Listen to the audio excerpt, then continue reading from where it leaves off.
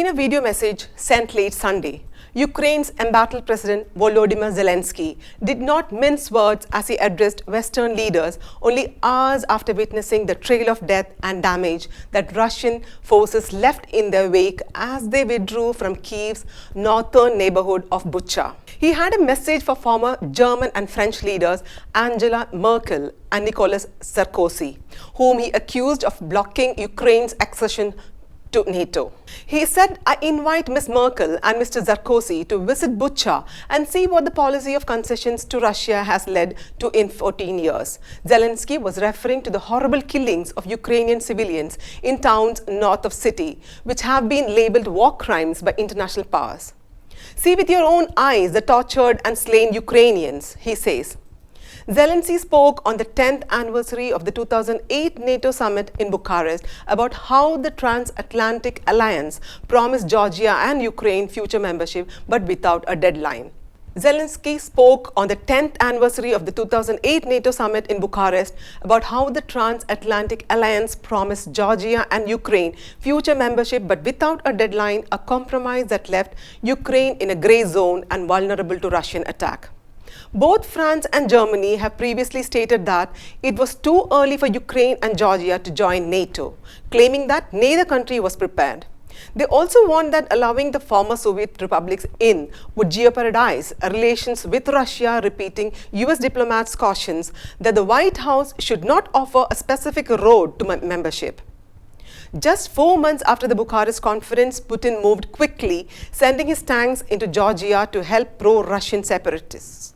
6 years later, he repeated the tactic in Ukraine's Donbas area, going even further with the annexation of Crimea. Each of Putin's intrusions elicited a mixed response from European leaders who alternated between acrimonious language and sanctions at first, followed by attempts at diplomacy with Ukraine. With Ukraine embroiled in a devastating war, those leaders have been accused of emboldening Russian President Vladimir Putin and being named to his imperialist objectives. In Germany, where Putin's invasion of Ukraine has placed a fog over Merkel's legacy after 16 years at the helm, the reconsideration is well underway. Some of Merkel's closest allies have criticized her, notably Annegret Kramp-Karrenbauer, her former defense minister, who has criticized Germany's historical failure to strengthen its military over the years. "We have not planned anything that would have truly discouraged Putin after Georgia, Crimea and Donbas," she tweeted in March. Due to its reliance on Russian energy, Berlin has stated that it is unable to implement a comprehensive energy embargo on Moscow as demanded by the US and other allies. On Monday, German President Frank-Walter Steinmeier conceded that he made an error in advocating for Nord Stream 2, the contentious pipeline that will quadruple gas imports from Russia to Germany. Steinmeier served as foreign minister in 2 of Merkel's cabinet. The US and EU states, such as Poland, have been vocal in the opposition to the €10 billion project that bypasses Ukraine and deprives Kyiv of gas transit fees. Following Russia's invasion of Ukraine, Germany put the project on hold after tenaciously supporting it during its construction. According to Klein Brockhoff, Macron's delusions about the nature of Russia's leaders and Europe's ability to reason with him have led him to engage with Putin for longer than it's necessary. "We have seen that NATO, not Europe, is in charge of Europe's defense. From everything we have seen in Ukraine, that's a conclusion. The attempt to avoid war and engage the Russians should not be criticized. Rather, what should be criticized are the grandiose objectives rather than a more realistic evaluation of what is doable," he stated.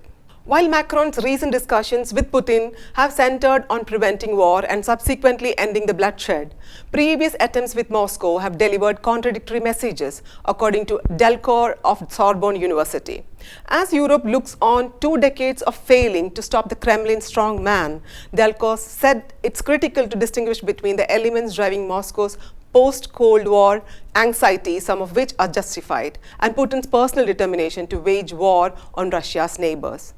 "We know NATO enlargement had a major impact on Moscow's perceptions, but the real problem is how Russia responded to enlargement," she said. "We should not confuse cause and consequence. In this case, the problem is the consequence. Ultimately, Macron and his predecessors have been guilty of clinging to the belief that Putin could be accommodated within a security architecture he has repeatedly rejected and violated, said Klein Brockhoff.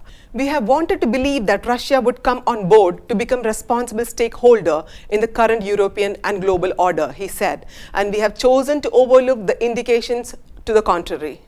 I'm Anjana signing off. Do like and share this video. For further updates, subscribe to Comedy Global.